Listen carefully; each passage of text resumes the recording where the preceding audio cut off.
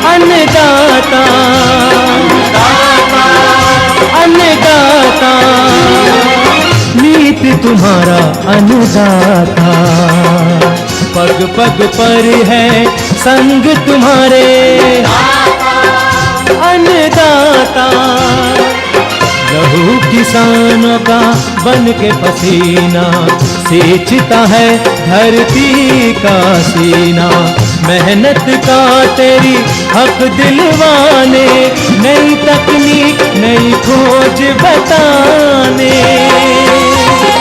पशुधन को गुणवान बनाना, पौध सुरक्षा को सिखलाना, खेती के सब गुर समझाने, भारत का सरताज बनाने, आठों पहर है संग तुम्हारे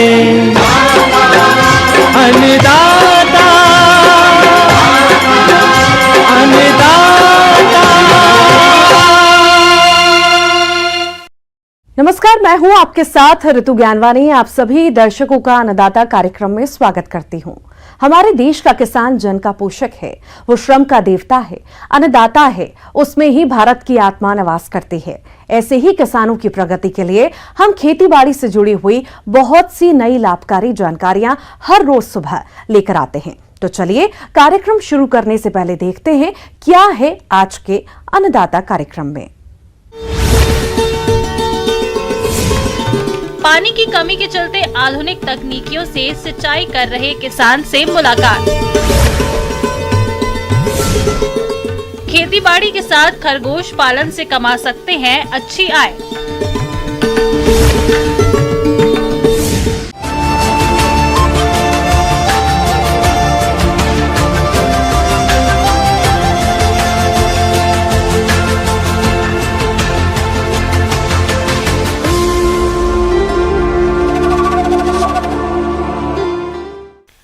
देश में दिन प्रतिदिन घटता जल स्तर एक बड़ी समस्या के रूप में सामने आ रहा है। राज्य के कई हिस्सों में तो पीने के पानी की विकट समस्या है।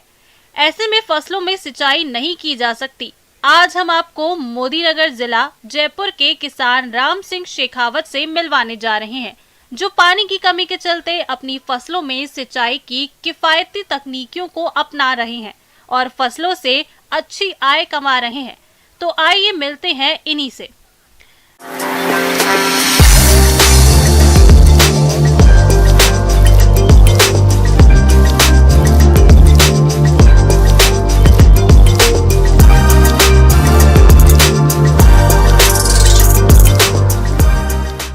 मैं राम सिंह शेखावत मोदीनगर का रहने वाला। हम जो है पहले सिंचाई क्यारियों से करते थे क्योंकि भूजल अच्छा था, पानी अच्छा था। पानी की कमी को देखते हुए उन्होंने अपनी फसल में पानी देने के तौर तरीके में बदलाव किया, जिसका परिणाम ये हुआ कि ये किसान कम पानी में अधिक एरिया में सिंचाई करने लगे। किसान भाइयों, ये किसान पहले फसलों में क्यारियों से पानी देते थे, लेकिन जैसे जैसे पानी की कमी होती गई वैसे वैसे सिंचाई की तकनीकियों में बदलाव करते गए और इसी बदलाव ने काम किया इनके जीवन संवारने में। और आज ये किसान सिंचाई की आधुनिक तकनीकियों को अपनाकर विभिन्न फसलों में समय पर सिंचाई करके अधिक पैदावार ले रहे हैं। लेकिन जो भूजल लगातार धीरे धीरे जो है नीचे जाने लगा, उसके बाद में जो है हमने फव्वारा खरीदे। फव्वारों से जो है हमने सिंचाई की और उससे अच्छी फसलें हुई और काफ़ी लंबी दूरी में हम सिंचाई कर पाते थे। लेकिन लगातार भूजल स्तर कम होते की वजह से जो है उनसे हम सिंचाई नहीं कर सके। उसके बाद हमने जो है मिनी फव्वारे लिए। मिनी फव्वारों से जो है हमें ये फ़ायदा हुआ कि एक हम जो है काफ़ी लंबी दूरी के अंदर जो है सिंचाई कर सकते हैं। और ये जो सिस्टम है उसको हम एक बार लगाने के बाद में हमें बार बार नहीं हटाना पड़ता, जिससे कि हमारा श्रम बल जो है वो भी बचता है और दूसरे कामों में जो है हम अपना समय दे पाते हैं, पशुपालन वगैरह में। और इनको सरकार ने हमें जो है सब्सिडी दी है, जिससे कि कम लागत लगी है। और इनसे जो है पानी जो गिरता है वो बारिश के रूप में गिरता है, जिससे फसल की जो वृद्धि है वो अच्छी होती है। ज़मीन जो है वो पोली रहती है, जिससे जो जड़ों को है ऑक्सीजन अच्छी तरह मिल सके। और इनको लगाने के बाद में जो है हम काफ़ी बड़े दूरी के अंदर जो है सिंचाई कर सकते हैं और अच्छी फसल ले सकते हैं। कई बार एक साथ फसल में अगर जो है प्यास होती है तो हम इनको एक साथ वालों को बदल कर कम समय में पानी देकर भी जो है फसल को बचा सकते हैं। ज़मीन जो है वो पोली रहती है और इससे जो है पानी की काफ़ी बचत होती है। मिनी फव्वारा के साथ ही ये किसान पानी की बचत करने के लिए बूंद बूंद सिंचाई सिस्टम का प्रयोग करने लगे, जिससे इनको पानी की और बचत हुई, क्योंकि बूंद बूंद सिंचाई प्रणाली से पानी फसलों के जड़ क्षेत्र में बूंद बूंद करके गिरता है। जड़ क्षेत्र में पानी गिरने से पूरा का पूरा पानी फसल के उपयोग में ले लिया जाता है। हमने सब्जियों के लिए जो है वो ड्रिप लगाई है और ये ड्रिप जो है इसका फ़ायदा ये है कि हम जो सब्जियां करते हैं, बैंगन, टमाटर वगैरह है, तो उनकी अच्छी फसलें होती हैं। और इनको लगाने का जो मेन उद्देश्य है वो हमारा है पानी की बचत, क्योंकि विश्व में पानी का जो संकट है वो काफ़ी ज़्यादा आने वाला है। इसको देखते हुए हमने ये ड्रिप लगाई है और इस ड्रिप से एक फ़ायदा हमें ये होता है कि जो भी पेस्टिसाइड जो हम देते हैं वो इनके जो मशीन है उसके थ्रू पौधे तक आराम से पहुंच जाती है, जिससे कि हमें और छिड़काव वगैरह करने का जो खर्चा है वो बच जाता है। तो किसान भाइयों, आप भी समय की आवश्यकता को देखते हुए सिंचाई की किफायती तकनीकों को अपनाएं, जिससे आप कम पानी में अधिक एरिया में सिंचाई करके अधिक पैदावार ले सकते हैं। इससे जो है पानी की बचत के साथ साथ पन्नी बिछा देते हैं। पन्नी बिछाने के बाद में जो किसी भी प्रकार की खरपतवार वहाँ पर पनप नहीं पाती है और पन्नी ऊपर लगाने के बाद में जो है पानी का जो वाष्पीकरण भी कम होता है, जिससे फसल को जो है पर्याप्त मात्रा में पानी मिल पाता है। इसको लगाने के बाद में जो है प्रोडक्शन में भी जो है काफ़ी अच्छी बढ़ोतरी हुई है।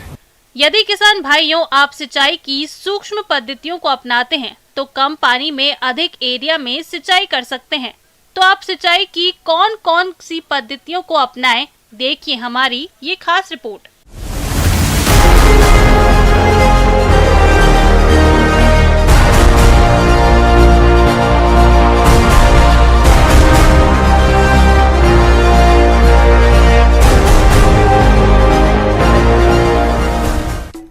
रेनगन इरिगेशन सिस्टम छिड़कवा विधि से सिंचाई करने की एक नवीनतम कृषि तकनीकी है।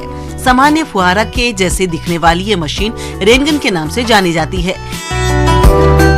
इसमें गैर प्रकार की तकनीकों का प्रयोग किया गया है, जो खेत में किसी भी एंगल में सिंचाई कर सकता है। साथ ही 360 डिग्री यानी चारों तरफ बरसात के रूप में सिंचाई करने का एक अच्छा और सरल साधन है।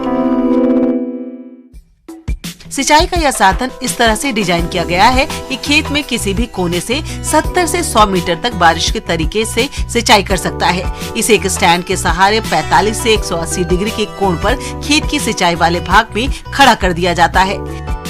इसका दूसरा सिरा पंप सेट की पानी आपूर्ति करने वाली पाइप से जुड़ा होता है। रेनगन में पानी का दबाव बढ़ते ही इसके ऊपरी भाग में लगे फव्वारे से 100 फीट की परिधि में चारों ओर वर्षा की बूंदों की तरह पानी निकलकर फसल की सिंचाई करता है। रेनगन के लाभ। रेनगन से लंबी दूरी और ऊंचाई से पानी गिरने से फसल को पर्यावरण से नाइट्रोजन अच्छी मात्रा में मिल जाती है। एक रेनगन से जरूरी पावर के साथ से आधे से 1 एकड़ तक की सिंचाई अकेला कर सकता है। लगभग सभी प्रकार की खेती में इस मशीन का इस्तेमाल कर सकते हैं। कम सिंचाई पानी वाले क्षेत्रों में भी इस तकनीक का प्रयोग कर किसान अच्छा लाभ कमा सकते हैं। किसान भाइयों, अब लेते हैं एक छोटा सा ब्रेक।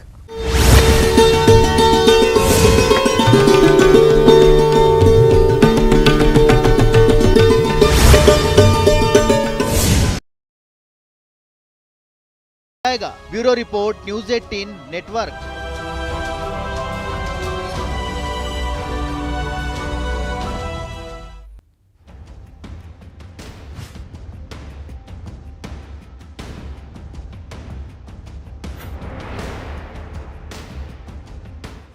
महेश जोशी की बड़ी मुश्किलें। रोहित पर लटकी गिरफ्तारी की तलवार। दिल्ली पुलिस ने नोटिस किया चस्पा। पूछताछ के लिए रोहित को दिल्ली बुलाया। रोहित जोशी हाजिर हो।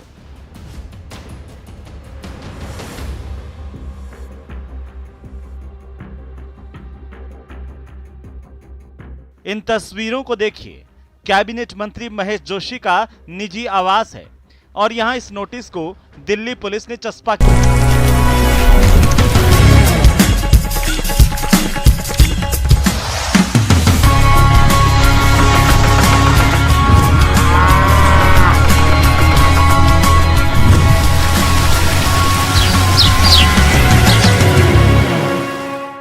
ब्रेक के बाद आप सभी दर्शकों का अन्नदाता कार्यक्रम में स्वागत है।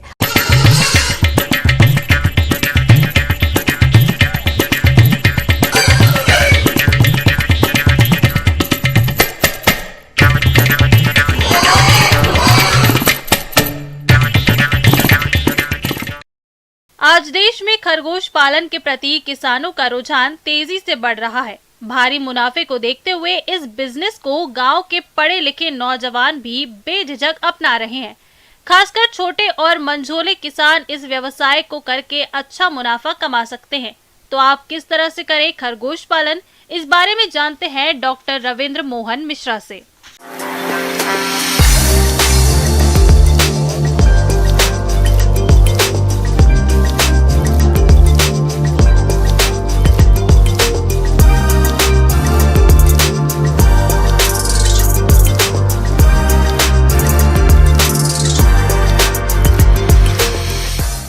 किसान भाइयों नमस्कार।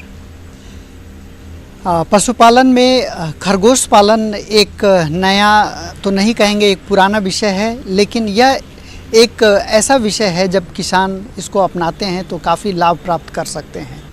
हम अपने घर में, हम अपने घर के पिछवाड़े में या हम अपने बड़े फार्म में भी इसका पालन कर सकते हैं। खरगोश चूँकि बहुत ही प्यारा पशु है और इसको मुख्यतः मांस के लिए एवं इसको ऊन के लिए, रेशे के लिए और चमड़े के लिए पाला जाता है। अब प्रजातियों की अगर बात करें तो प्रजातियां ऐसी आप रखेंगे जो आपको बाजार में मूल्य दें और उसको बेचने में आसानी हो। आमतौर पर खरगोश की 2 नस्लें होती हैं। पहली मांस उत्पादन के लिए, दूसरी ऊन उत्पादन के लिए। मांस वाली प्रमुख किस्में हैं जैसे New Zealand white, Soviet chinchilla, black giant, grey giant इत्यादि। ऊन के लिए खरगोश पालन हेतु स्थान का चुनाव जलवायु, खरगोशों की संख्या एवं सुविधा आदि के अनुसार करना चाहिए। स्थान का अधिकतम तापमान 15 से 20 डिग्री सेल्सियस के मध्य होना चाहिए। आवास स्थान पर रोशनी का उचित प्रबंध होना चाहिए। खरगोश पालन के विभिन्न पहलू पे अगर हम लोग बात करें तो एक सबसे इम्पॉर्टेंट है नस्ल का चयन। आप उन्नत नस्ल का चयन करेंगे। दूसरा जो इसका बिंदु है इसके आहार प्रबंधन पे। आहार प्रबंधन में आप किचन वेस्ट, वेजिटेबल्स अगर आप खेती करते हैं तो वेजिटेबल वेस्ट, साग सब्जियों का जो बाई प्रोडक्ट है भी देना आवश्यक होता है। तो कंसंट्रेट यानी दाना मिश्रण भी हम लोग इसको इसके आहार में 30 से 40% तक रखें तो उसका प्रदर्शन, उसका ग्रोथ अच्छा प्राप्त होगा। और उसके अलावे खनिज लवण मिश्रण और विटामिन्स और मिनरल मिक्सर्स के साथ का भी आप प्रयोग करेंगे। हल्की नमक भी उसमें डालेंगे तो 2% मिनरल मिक्सर, 1% नमक, कार्बोहाइड्रेट यानी ऊर्जा के स्रोत करीब 70% एवं प्रोटीन के स्रोत 20 से 25% अगर आप लेके चलते हैं तो आप अच्छा दाना मिश्रण तैयार करके इसका पालन कर सकते हैं। खरगोशों को पिंजरों में रखना व्यावसायिक दृष्टि से लाभदायक है। पिंजरों के माध्यम से खरगोशों को एक शेड बनाकर घर के पिछवाड़े या फिर आंगन में आसानी से रखा जा सकता है। पिंजरों को जमीन से लगभग 1 मीटर की ऊंचाई पर रखा जाना चाहिए ताकि उनके नीचे से मल मूत्र की सफाई ठीक प्रकार से हो सके। अधिक संख्या में पिंजरे होने पर उन्हें एक के ऊपर एक करके बांस बल्लियों के सहारे रखा जा सकता है। पिंजरे के बीच मल मूत्र को दूसरे पिंजरों पर गिरने से बचाने के लिए ट्रे लगाने के लिए आवश्यक जगह भी छोड़नी चाहिए। खरगोश के पिंजरे का आकार 60 बाई 45 बाई 45 सेंटीमीटर का होना चाहिए। वहीं ब्याने वाली मादा का पिंजरा 90 सेंटीमीटर लंबा होना चाहिए। प्रसूति हेतु प्रयोग होने वाले नेस्ट बॉक्स का आकार 60 बाई 45 बाई 22 सेंटीमीटर होना चाहिए। इस प्रकार की प्रबंध व्यवस्था से खरगोशों को कम स्थान में रखकर उनकी देखभाल अच्छी तरह से की जा सकती है। इनके प्रजनन से संबंधित अगर हम बात करें तो इसमें 5 से 6 मादी खरगोश के ऊपर एक नर खरगोश पर्याप्त होता है जो अच्छा ब्रीडिंग दे सकता है। एक मादी खरगोश चूँकि उसका गर्भाकाल काफ़ी छोटा होता है, वो 1 महीने का उसका गर्भाकाल होता है, 30 से 32 दिन का गर्भाकाल में बहुत अच्छा बच्चा देती हैं। 6 से 12 बच्चा देने का उसका एक रेंज है जो औसतन 8 से 10 बच्चे देती है। व्यावसायिक स्तर पर खरगोश पालन में प्रजनन व्यवस्था का विशेष महत्व होता है। एक खरगोश का गर्भकाल 30 से 32 दिन का होता है तथा प्रसव के दूसरे दिन ही मादा खरगोश को पुनः गर्भित करवाया जा सकता है। परंतु सामान्य दशा में मादा खरगोश से बच्चों को अलग करने के उपरांत ही पुनः गर्भित करवाना चाहिए। इस प्रकार एक मादा खरगोश से एक वर्ष में 5 से 6 बच्चे प्राप्त कर सकते हैं तथा प्रत्येक व्यांत में 6 से 7 बच्चे प्राप्त किए जा सकते हैं। खरगोश 6 से 8 महीने के बाद प्रजनन कराने लायक हो जाते हैं। प्रजनन सुबह व शाम के शांत वातावरण में ही कराना चाहिए। मिंटिंग के लगभग 15 से 16 दिन के पश्चात मादा खरगोश का भ्रूण परीक्षण कर लेना चाहिए। और उसके जो चैम्बर में उसका जो कक्ष है उसमें एक छोटा बक्सा नुमा जरूर रख देंगे ताकि जब बच्चा होने के बाद उसमें हम लोग रख सकें बच्चों को।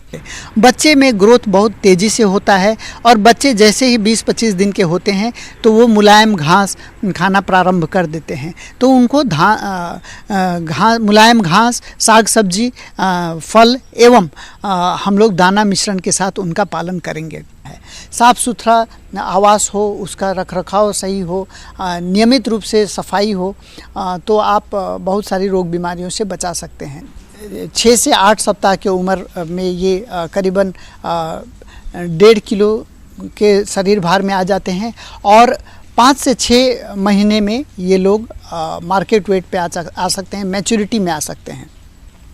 एक खरगोश जो परिपक्व है, जिसका वज़न 3 से 4 किलो हो चुका है, उसको हम लोग मार्केट में 500-600 रुपया तक में भी बेच सकते हैं। तो आप सोच सकते हैं कि एक अच्छी आमदनी का स्रोत खरगोश साबित हो सकता है। तो किसान भाइयों, अपने इस नए व्यवसाय को आप अपना के स्वरोजगार की तरफ आप अग्रसर हो सकते हैं। आगे और भी है खेतीबाड़ी से जुड़ी हुई बहुत सी रोचक जानकारियां। यहां रुकेंगे एक और ब्रेक के लिए।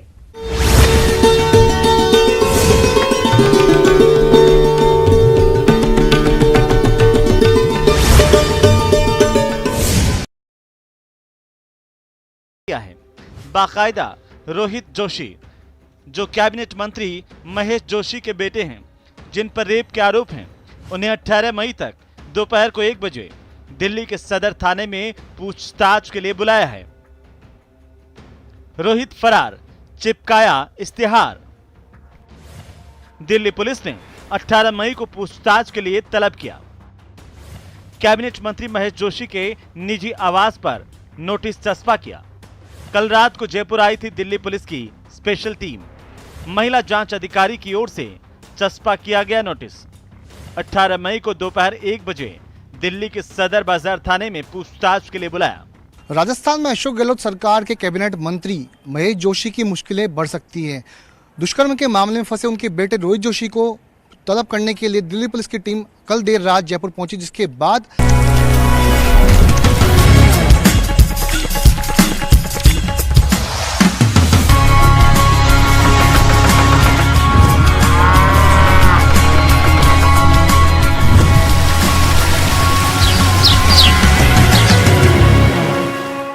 ब्रेक के बाद एक बार फिर से आप सभी दर्शकों का अन्नदाता कार्यक्रम में स्वागत है।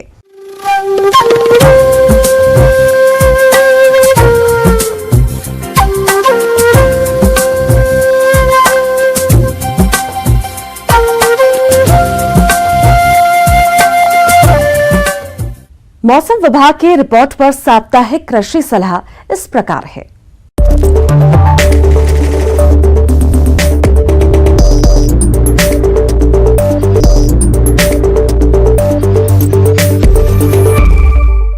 ग्रामीण कृषि मौसम सेवा मौसम पूर्वानुमान एवं कृषि सलाह जिला जयपुर द्वारा भेजे गए मौसम पूर्वानुमान रिपोर्ट के आधार पर जिला जयपुर और इससे लगे जिलों के किसान भाइयों को सलाह दी जाती है कि आगामी 3 दिनों के दौरान अधिकतम तापमान 43 डिग्री सेल्सियस रहने की संभावना है, वहीं न्यूनतम तापमान 31 डिग्री सेल्सियस रहेगा।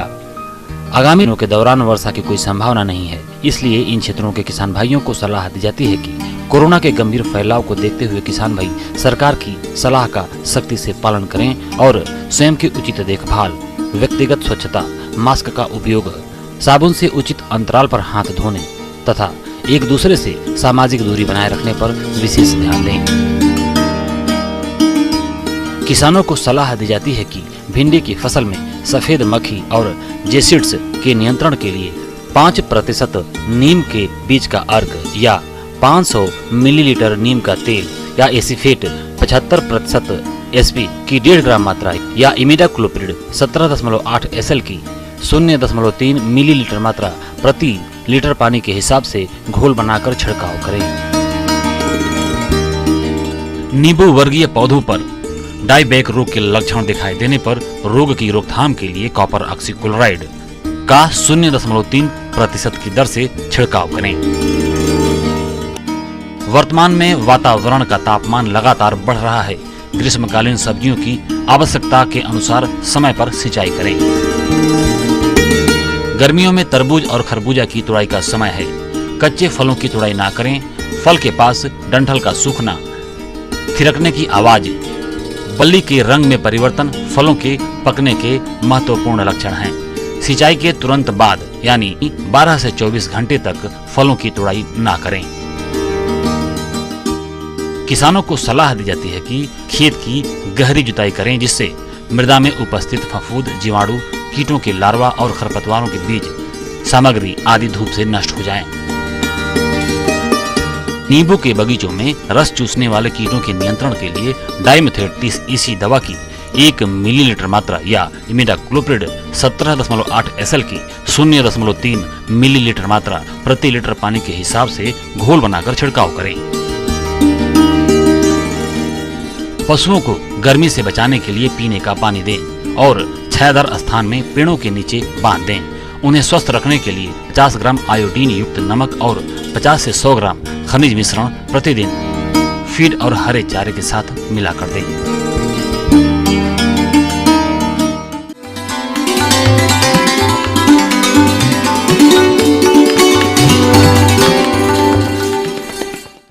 और आइए अब जानते हैं अन्नदाता निशुल्क फोन के माध्यम से पूछे गए समस्याओं का समाधान। आज के अन्नदाता हेल्पलाइन में जिस प्रश्न को कार्यक्रम में शामिल किया गया है उसे पूछा है गांव मुनबास, जिला उदयपुर के किसान नरेंद्र सिंह ने। आप मलबेरी के पौधों पर रेशम कीट के पालन पर जानकारी चाहते हैं, तो नरेंद्र सिंह जी आपकी जानकारी के लिए प्रस्तुत है कार्यक्रम का यह अंश।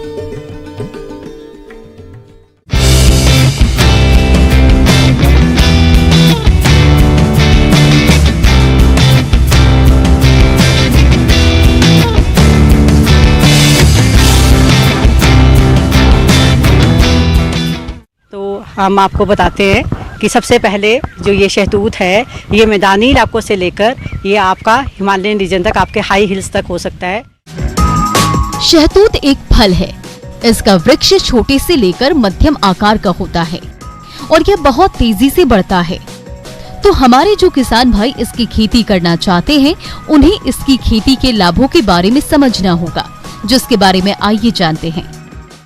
तो सबसे पहले जो आपके शहतूत के फल, आपके जो शहतूत के फल वो खाने में बहुत ही स्वादिष्ट होते हैं और आप इनको शुगर के लिए यूज़ कर सकते हैं और ये एंटीऑक्सीडेंट भी होते हैं। तो ये आपको बाज़ार में भी मिल जाएंगे, लेकिन गांव में जो होंगे आपके फ्रेश फ्रूट और बिना खाद वाले फ्रूट जो आपको शहतूत के आपको मिल सकते हैं। दूसरा जो इसका उपयोग कर सकते हैं हम, वो करते हैं हम इसका चारे के लिए।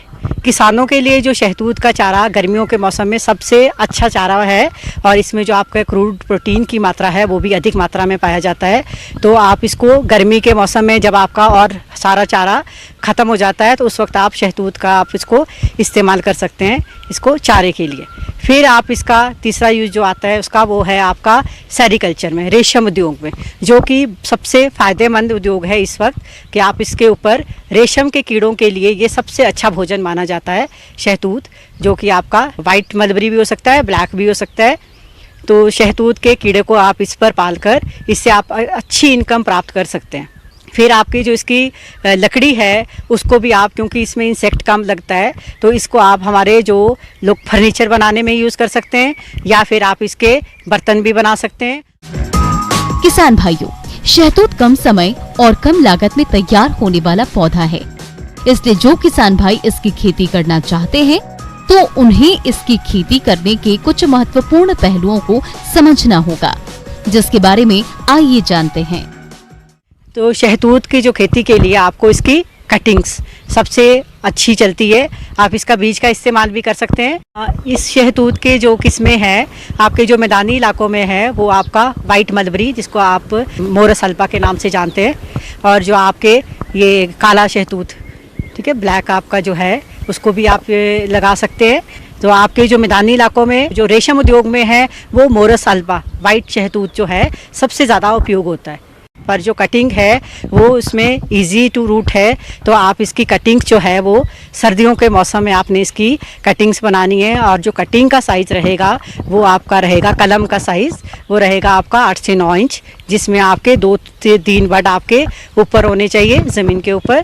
और इसमें आपने जो कटिंग है वो आपकी जो पेंसिल साइज़ का बहुत मोटी कटिंग नहीं लेनी है और बहुत पतली भी नहीं लेनी है, मीडियम साइज़ की कटिंग लेनी है। और उसको आपने सर्दियों के मौसम में जनवरी फरवरी के महीने में आपने वो कटिंग्स लगानी है 15 जनवरी के बाद और उसके बाद उसकी कटिंग को लगाकर आपने इनको अच्छे से जो मिक्सचर बनाना है वो आपने गोबर का या रेत भी डाल सकते हैं अगर आपके पास हल्की मिट्टी नहीं है, और अगर हल्की मिट्टी है तो आप गोबर और मिट्टी का इस्तेमाल कर सकते हैं, नहीं तो आप उसमें रेत का इस्तेमाल भी कर सकते हैं। तो उसमें आपको कटिंग लगानी है, कटिंग आसानी से हो जाती है। उसके बाद आपने उसमें लगातार इसमें आपने पानी देना है, वो सूखनी नहीं चाहिए कटिंग। आपके थोड़े टाइम के बाद इसमें आपके बड निकलने शुरू हो जाएंगे, तो आपने, क्योंकि हो सकता है हर बड से आपके नई शूट आ जाए, तो आपने एक ही शूट को मेंटेन करके रखना है उसमें।